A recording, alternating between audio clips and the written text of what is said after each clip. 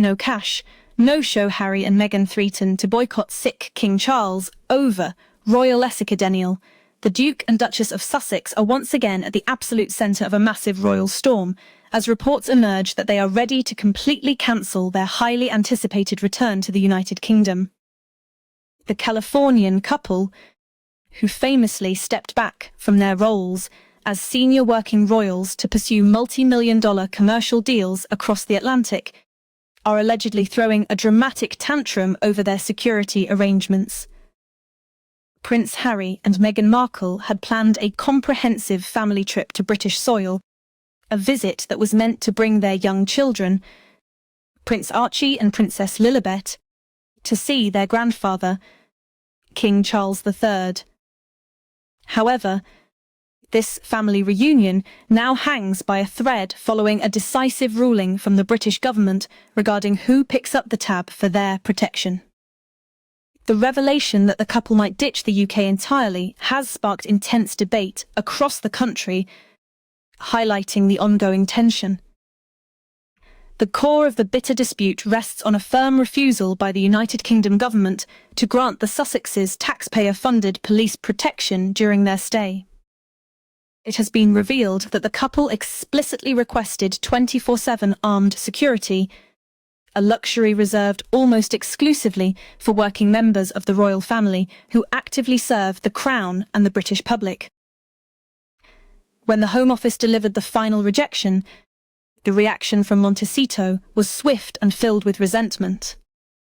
Insiders close to the couple report that Prince Harry is absolutely distraught over the decision, feeling that his family is being left vulnerable and unfairly targeted by the British establishment. This emotional reaction has done little to sway public opinion, which remains firmly against the idea of funding an elite security detail for individuals who chose to walk away from their official duties. What makes this standoff particularly explosive is the timing and the deeply sensitive context surrounding the proposed visit. King Charles III is currently battling cancer, a health crisis that has sent shockwaves through the monarchy and intensified calls for family unity during a difficult period. The British public had hoped that the gravity of the King's illness would prompt a genuine reconciliation, allowing the monarch to spend precious time with his grandchildren, whom he rarely sees due to the immense geographical distance. Instead, the narrative has shifted completely to a financial and legal battleground, with critics accusing the Duke and Duchess of weaponizing their children and using the visit as leverage to force the government's hand. The perception that the couple are prioritizing financial demands over a sick grandfather has caused widespread outrage and deepened the rift. The hypocrisy of the situation has not been lost on royal commentators or the British taxpayers who are expected to bear the burden.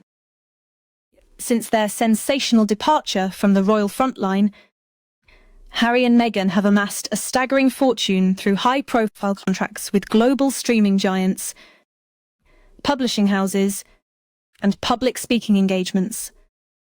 They reside in an ultra-luxurious mansion in Montecito, California, and reportedly spend millions of dollars annually on a highly sophisticated private security team to guard their everyday lives. Yet, despite their immense private wealth and their explicit rejection of royal responsibilities, they still expected the hard-working British public to foot the bill for an elite police escort the moment they touched down on British soil. This expectation has raised serious questions about their understanding of public service and the realities faced by ordinary citizens. The reaction across the nation has been one of overwhelming fury and disbelief as people struggle to comprehend the entitlement on display. British taxpayers, currently navigating a challenging economic climate and a rising cost of living, are questioning why they should finance the security of a billionaire couple who publicly abandoned their country and the monarchy. The decision to step away from royal duties was a personal choice made by the Sussexes, one that came with the clear understanding that the perks of the job would no longer apply. to demand elite, taxpayer-funded protection while simultaneously trashing the institution of the monarchy in global media interviews strikes many as the ultimate display of arrogance. The consensus among the public is that if the couple wants top-tier security, they should use their own considerable funds to pay for it. This is not the first time Prince Harry has locked horns with the British government over security matters, reflecting a long-standing obsession with protection. The Duke has spent years engaged in a bitter legal battle with the Home Office and the Executive Committee for the Protection of Royalty and Public Figures, known as RAVSI. Harry has consistently argued that his birthright security should never have been stripped away, claiming that the threat level against him and his family remains exceptionally high. He has previously offered to pay for police protection out of his own pocket, an offer that was rejected by the courts due to the dangerous precedent it would set by allowing wealthy individuals to effectively buy the services of the state police force, turning public servants into private bodyguards. Within the palace walls, the situation is said to be causing immense strain and sadness during an already stressful time for the royal family. While King Charles undoubtedly wishes to see his son and grandchildren, the institutional rules governing security cannot be rewritten to accommodate the personal demands of non-working royals. The rest of the royal family, including the Prince and Princess of Wales, continue to carry out their duties under intense public scrutiny, earning their protection through constant service to the nation. The Sussexes' insistence on special treatment only serves to widen the deep chasm that has formed between Montecito and London, casting a dark shadow over what should have been a private family moment during a king's health battle. The ongoing drama reinforces the perception that the couple remains disconnected from the realities of royal life and public duty. As the controversy deepens, royal experts are pointing out the significant security infrastructure that Harry and Meghan already employ independently. It is well known that their California lifestyle is protected by an elite force of former federal agents and high-profile security experts, costing them an absolute fortune each year. This fact makes their demand for British taxpayer funding even more baffling to the general public. Critics argue that if security were truly the primary concern preventing a family reunion, the couple could easily deploy their own private team to accompany them to the United Kingdom. The refusal to do so, and the subsequent threat to cancel the trip altogether, suggests to many observers that the issue is less about physical safety and more about status, validation, and a desire to retain the official trappings of royal life without performing any of the work. The public debate has also focused heavily on the emotional toll this standoff is taking on the wider royal family, particularly the monarch himself. King Charles, who has expressed a deep desire to be a present grandfather to Archie and Lilibet, is forced to witness this public dispute unfold while undergoing rigorous medical treatments.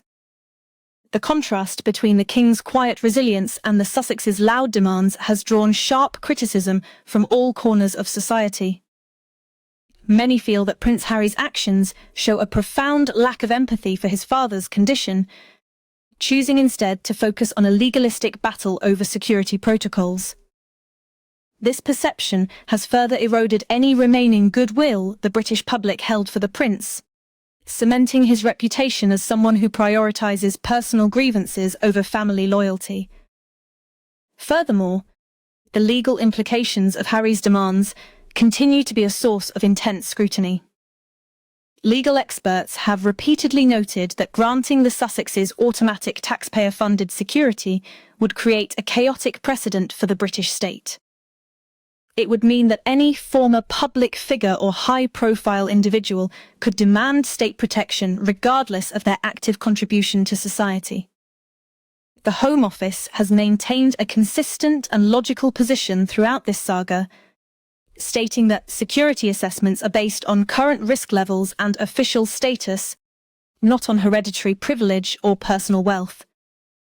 By refusing to back down, the government is defending the integrity of public resources, a stance that has received widespread backing from politicians and citizens alike.